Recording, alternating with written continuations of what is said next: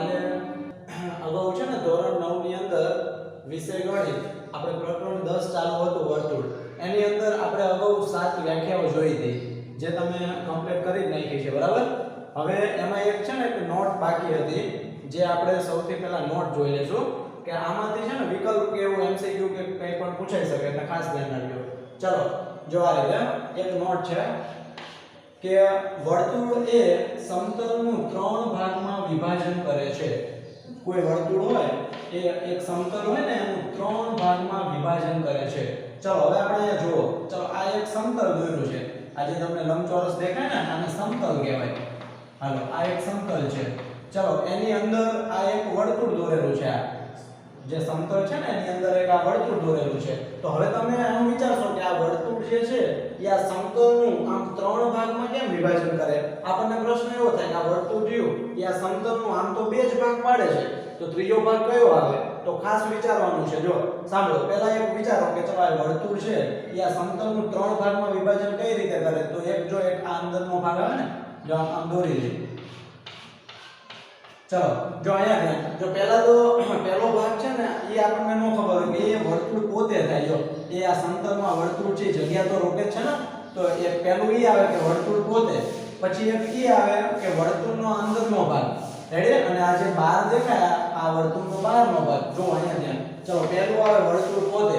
ચલો બીજું આવે વર્તુળનો અંદરનો ભાગ. આ જે લીટીવાળો ભાગ દેખાય ને ઈ એને આપણે વર્તુળનો અંદરનો ભાગ કહેવાય. ચલો રેડી? ચલો એક ત્રીજું આવશે કે વર્તુળનો બહારનો ભાગ. તો એ આ બધો આવશે. જો એને આપણે અલગ રીતે આમ દર્શાવી દેવાય કે આ વર્તુળનો બહારનો ભાગ છે આ રીતે. એટલે ત્રણેય અલગ લાગવા જોઈએ ને. ચલો આ વર્તુળનો બહારનો ભાગ છે. પડી ખબર? જો હજુ એકવાર કે વર્તુળ એ સમતલનું કેટલા ભાગમાં વિભાજન કરે? તો આપણે કહેવાનું 3. કયું? જો એક વર્તુળ પોતે, પછી એક આ વર્તુળનો બહારનો ભાગ અને આ વર્તુળનો અંદરનો ભાગ. એવા 3 ભાગ પાડે કે નહીં? પડી ખબર? ઓકે.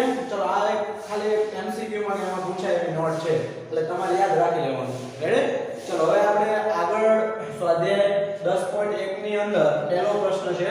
એમાં છે ખાલી જગ્યા પૂરો. એમાં તમને આ રીતે 6 ખાલી જગ્યા આપેલી છે એટલે ખાસ આપણે એક એક વસ્તુ છે એ સમજી લે. ચલો ધ્યાન રાખજો બરાબર. આપણે જે ઓલી વ્યાખ્યા લખાય ને એના આધારિત જ છે. ચલો પહેલી જો પહેલું શું કહે છે કે વર્તુળનું કેન્દ્ર એ વર્તુળના ખાલી જગ્યા ભાગમાં હોય છે.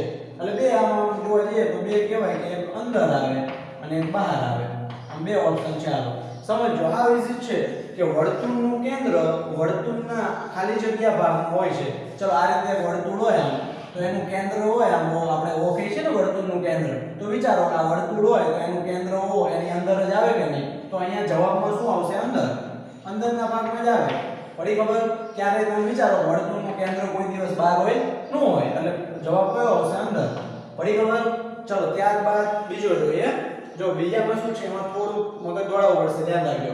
જો વાંચો કે જે બિંદુનું વર્તુળના કેન્દ્રથી અંતર તેની ત્રિજ્યા કરતા વધારે હોય તો તે બિંદુ વર્તુળના ખાલી જગ્યા ભાગમાં હોય. ઓપ્શન તો આ જ આવે કે અંદર કે બહાર. ચલો આને આપણે એક આકૃતિ દ્વારા સમજીએ. હાલો સમજી લો કે ચલો આમાં જોઈએ. ચલો આ વર્તુળ છે. હાલો આ એનું કેન્દ્ર છે. હાલો ઓ. હાલો રેડી? હવે વાંચો અહીંયા જે બિંદુનું વર્તુળના કેન્દ્રથી અંતર ત્રિજ્યા કરતા વધારે. ચલો આમ જોવા જઈએ કે આને સમજી લો કે આ ત્રિજ્યા છે. હાલો રેડી?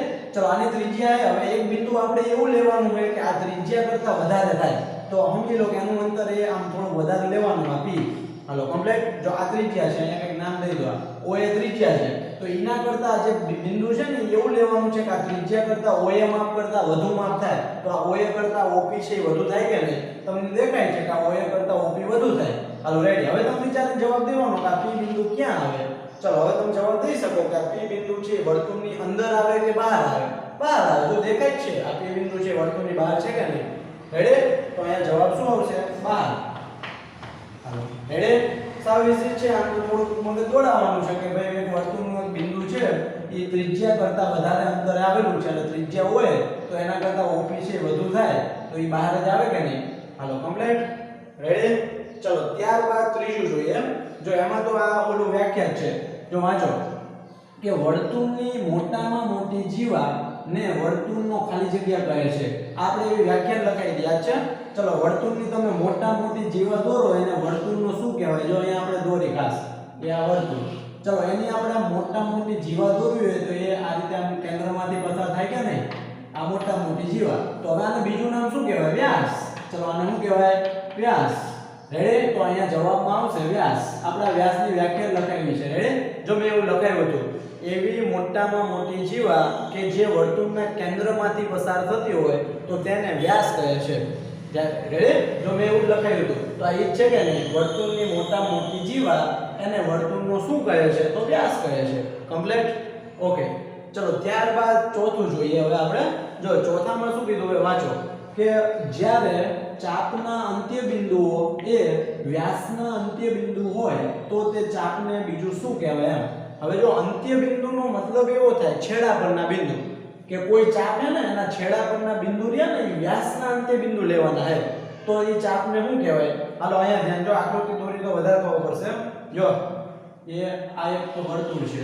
હવે એ શું કહે છે કે આ એક ચાપ એવી લેવાની છે કે એના છેડા પરના બિંદુ છે ને એ વ્યાસના અંત્ય બિંદુ થાય. તો હાલો અહીંયા કેન્દ્ર હોય આમ તો એ આમ આમ લેવાનું, જો આમ આ રીતે.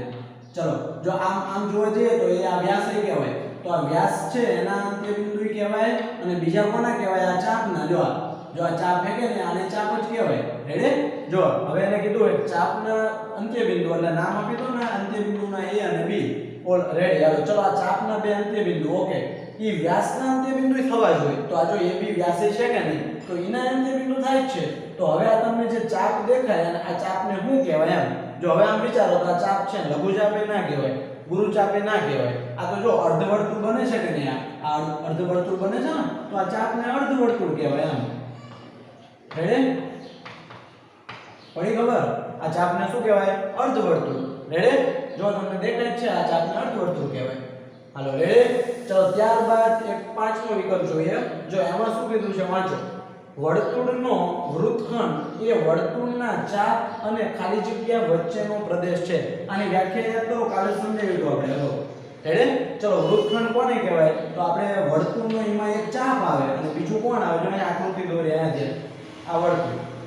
ચલો વૃત્તખંડ આને કહેવાય. જો આપણે આટલા ભાગને ખબર છે કાલ વાત કરી કે આને વૃત્તખંડ કહેવાય.